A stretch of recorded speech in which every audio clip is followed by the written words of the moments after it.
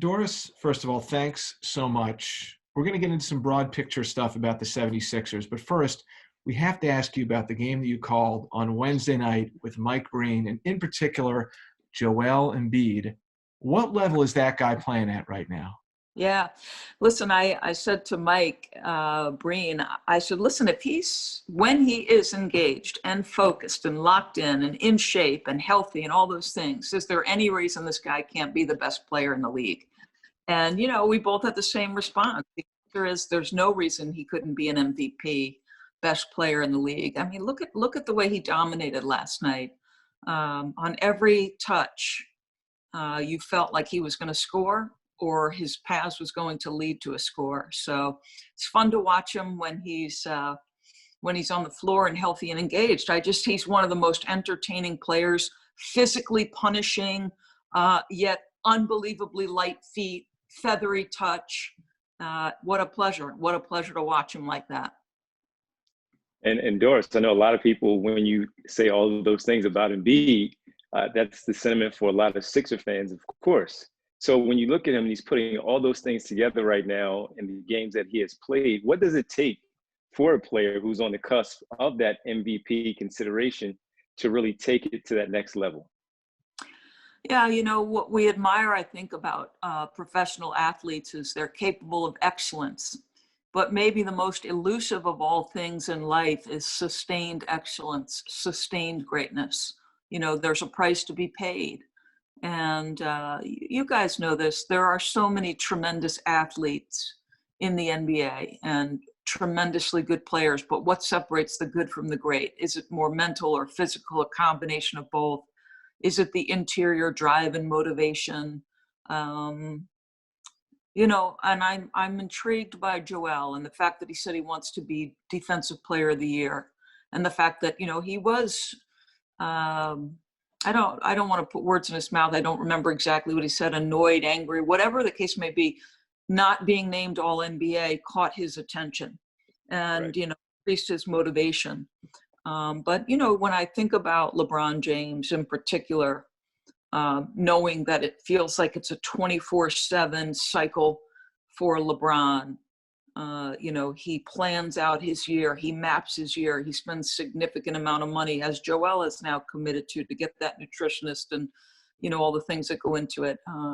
Greatness comes at a price, and you got to pay that price. Doris, then looking around the roster, Tobias Harris came out really strong last night. And I know Joel told you guys that he thinks that Tobias should be an all-star this year. Yeah. What have your impressions been of Tobias? Does he look different to you this year? Yeah, you know what? I thought you saw the best of Tobias last night, right? If there was a mismatch, he could take that player down to the post and sort of punish them on the box. I've read sort of the comments that Doc is the Tobias whisperer, that his shooting percentage under Doc Rivers from range is better. I don't know. I feel like the Sixers fit better. Joel has alluded to this on a number of occasions, right? When I think about Joel's comfortability, I think about the first couple of years with JJ Redick and how they would so often go to that two-man game to start the game because it got both men in the flow. And once you had to contend with them, now you're going to get Ben going downhill on you, or offensive rebound, put back dunk. I like Tobias. He's always been the consummate professional, easy for us to deal with. And there's so much you've got to contend with. It's size, it's skill. I thought he was tremendous, absolutely tremendous. Maybe Doc is the Tobias whisperer. So how did we arrive at this point where Doc Rivers is coaching the Philadelphia 76ers? And I think the last time we saw the 76ers go up against the Boston Celtics in a meaningful situation, Doris, I know you had that series down in the bubble in the first round. And I think everyone at that point in time could tell that there was change coming for the 76ers. So now that we're here and we talk about the coaching change first, can you kind of walk us through your reaction to first Doc parting ways with the Clippers and then how swiftly it came together with him and the 76ers? Yeah, it's interesting. I've often listened and heard with curiosity this theory that coach, and it used to be, I think, more adhered to, where organizations believe that coaches had a certain window of time within which the players were listening to them. And then, you know, that window, you paid attention to it. I don't know if that's the case. I really thought we might have acquired a new colleague when Doc left the Clippers. I really did. And I've worked with Doc, believe it or not, way back when he was between Orlando and Boston. He worked with us for that year. And there's a great story I could tell you if you want me to after I answer this question. But you know, I don't know how we arrived at the spot. I did think Doc would come and at least take some time. He's been coaching for a long time. He's been under that pressure in the spotlight, although he wears it so easily. He wears the mantle of head coach so easily. You know, and I saw Seth Curry's comments. He's honest with us. He tells us the truth, whether we want to hear it or not. And there's an authenticity and a humility about Doc that I find appealing. So I'm always intrigued by how these people navigate to their spots, but I think the Sixers got a tremendous coach in Doc Rivers. We got to hear what that story is. Yeah, so the year Doc works with us, I am very new to the project. I'm strictly sideline. I'm still doing women's college, men's college. I'm a reporter on Dick Vitale. I mean, this is going back a while. But Doc comes on board, and I'm new. This is like within, I don't know how many of my first whatever games on the NBA project for ESPN. And you know how travel goes, guys. So Mike Breen is with Doc and I'm the sideline. And we've got to get from our hotel to wherever the Lakers are staying. And Phil Jackson is our scheduled interview that morning.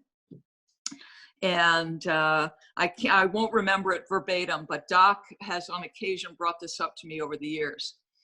So Doc, we're in the car on the way, you know, from one hotel to the other, and Mike Breen has not landed. He's called a Knicks game the night before, can't get in. Doc turns to me and says, "All right, Doris, you're going to interview Phil Jackson." And I panic. I'm like, what? So now you're rattling through your head. I'm new to the project. I'm going to interview Phil Jackson. Phil comes in the room. John Black is the PR director. And we're, you know, it's always hurry up and wait for the players or the coaches. Into this ballroom in a hotel comes coach. And he sits down, and you know how massive a guy Phil Jackson is. His shoulders are so wide. He's however tall he is. I'm terrified. My heart is pounding. And he basically kind of unfolds himself in the chair and finally looks up, and we meet eye to eye after John Black has said, "Hey, this is Doris. She's going to ask you a few questions." But before I could get to that line, Phil Jackson says something along the lines of, "Now, Doris, tell me, why are you sitting in that chair asking me questions?" Or something along those lines. And I'm stunned. But I said, "Well, coach," or maybe he might have said something like, "What qualifies you?" or "How did you get there?" I said, well, Coach Jackson, I've played and I've coached the game. I said, but I don't think either one of those is a prerequisite for the job I'm about to do. I said, "We're ready to go?" And he was like, "Yep." And Doc, on occasion, because we walked out of there, Mike Breen still wasn't there. And Doc said, "Boy, I'm glad you handled that, because I didn't know which way to go." I will never forget that. Yeah. So knowing Doc as well as you do, and almost a little maybe being coached by him or coached into doing things by him, what do you think Doc brings to this team that can make him work so well with this group at this time? Well, I think first and foremost, you know, who he is as a man. You know, as I said, there's a level of humility. And listen, he's coaching young African-American men, not all, obviously, but a good percentage of the league. And I think his experiences as a young man, you know, he talks often, I believe his father was a police officer growing up in Chicago. Mike Breen and I were touching base on that a little bit last night before the game. He was a player and a longtime player in the league. So I think there are so many things about Doc Rivers that are relatable to the current player. You know, I think there's automatic equity when you've played in the league and then coached a team to an NBA championship, had the success Doc has had. I think he's fourth all time in wins for the Boston Celtics, one of the most historic organizations in the entire NBA. And so I think it's mostly due to character. You know, Doc is a truth teller. He'll, and I don't, you know, when he says things that maybe critique players, I've never had the sense that it's personal. You know, he knows what success requires in the NBA. It's never personal with Doc. It's always like, this is what's going to make you successful. This is a weakness. This is a strength. Let's just get to the facts. Let's just look one another eye to eye and deal with truth. And so I think it's many things, but I would say character most of all. And then Doris, you have to now focus on the organization shifting another way, and the other shoe drops via Houston. And so it's first Doc, and then you have via Houston, Daryl Morey. How much of a difference can you have when you have someone like that? How much of a difference is it having someone like Daryl Morey coming into your front office, and how does that help, and what does that do to make your franchise what it is? Yeah. Do you know that my first real, I don't want to say exposure, but something that first caught my attention was Jeff Van Gundy coaching the Houston Rockets and sort of having Daryl's influence affect his coaching.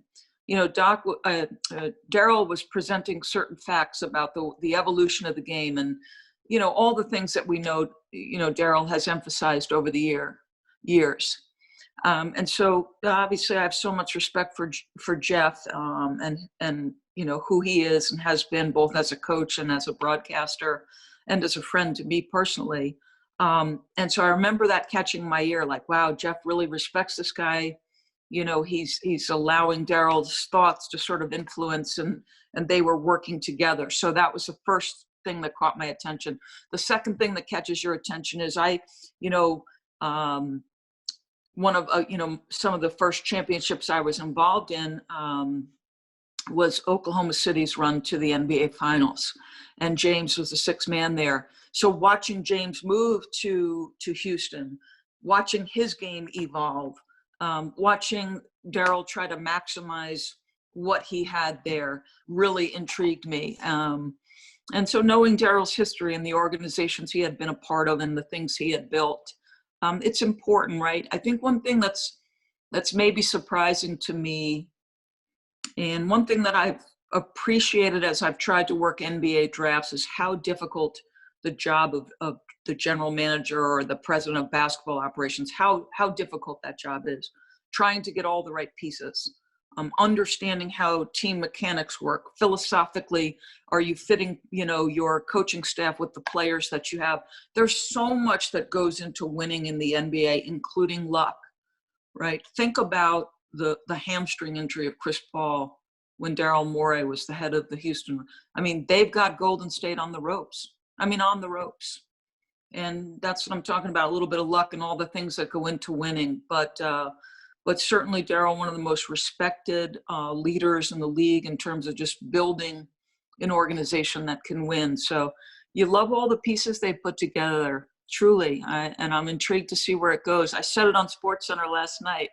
I'm bullish on the Sixers. Where that goes, who knows? We're going to end on that, but before we do, we're going to slide in one more question before I have us talk about where things might be going as far as the ceiling for this. For better or worse, I feel like you can't have a conversation about this team without bringing up, obviously, Ben Simmons. And amongst some of the fans in Philadelphia, I feel so oftentimes the conversation is what Ben isn't and not about what Ben is. What do you think, Doris, Ben needs to be for this team as currently constructed? No, it's a great question, because I don't know that I've ever seen a player of his caliber absorb such skepticism.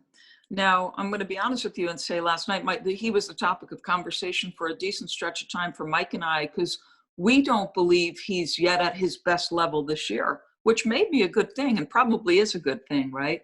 And but one thing you cannot overstate is Ben's influence on the game in incredibly impactful ways. And I would start on the defensive end of the floor. To me, the Sixers, because of what they're up against with Brooklyn and Milwaukee, they better be defined by what they do on the defensive end of the floor.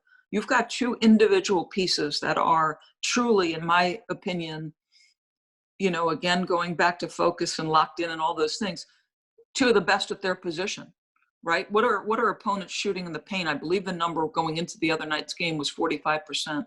At the rim, maybe 50%. That's Joel Embiid. And so he can negate a lot of things. And I know last year in researching games for the bubble, the number of all-stars that Ben guarded over the course of the season was truly a remarkable thing. So you cannot overstate Ben's strength, and really in a pinch, he could guard the 5 spot. He's got the kind of strength and size necessary. You can put him interchangeably 1 through 4. In this day and age, with the level of ability, with the shot making, you've got to have pieces like that. So, what he has to be, I think he has to be the best version of himself, which is dominate with his size, his strength, his lateral quickness. He can swallow guys up. He's got to continue to do that. He's got to be versatile on the defensive end and then absorb big time assignments night by night, but most importantly in the playoffs. And then play to his strengths, get downhill, continue. I know he's taken 5 threes, continue. Mike Breen and I watched this last night. I was so thankful for Mike, and forgive me for going on and on. I was so thankful to Mike Breen for drawing my attention to this. We're coming back out of the second half, and Ben is in the far corner just shooting 3 after 3, and he made 9 of 10. He made 9 of 10. So whenever he's comfortable to get to that aspect of his game, do it. But for now, just keep maximizing what he is. And that's a guy who's downhill, super problematic in transition. And the thing is, guys, Doc is still learning, right? You guys have been, the Sixers have been impacted like every other team by this pandemic. The name of the game is going to be patience and flexibility for these teams. And I mean that in roster construction, in postponements, in the mental fatigue that it is inevitably going to come. We're all exhausted of this pandemic. We've all had it affect our jobs. This is going to be an endurance test for every team. And I just think we're at the very formative stages of what the Sixers will be. Is Ben where he should, is Ben where he will be in April, May, and June? No. And I can't, I'm intrigued to see what changes over the course of the year. Doris, I'm told I have. Yeah. Oh no, go ahead. Go ahead, Lauren. No, I was just going to say I'm long-winded. Go ahead. We appreciate you being long-winded. Be as long-winded as you'd like. I'm told I have the privilege of the last question, and we've talked about a lot of the pieces on court, off court of this team. And I've been lucky enough to be at all the home games this year. And I've noticed that this team's chemistry feels like it's really coming together rather quickly, especially considering it's such a new group together.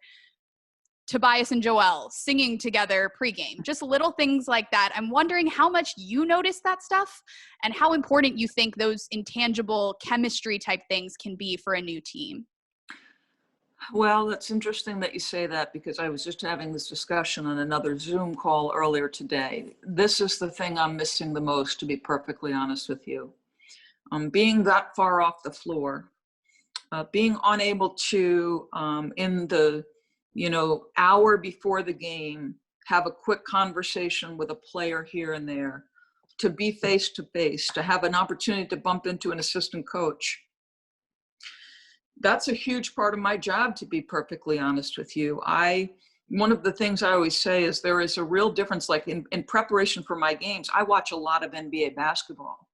It is a different thing entirely to watch it on television and be there with my notepad and taking notes and figuring stuff out than it is for me to be on the floor level and watching teammate to teammate interaction or teammate to coach interaction.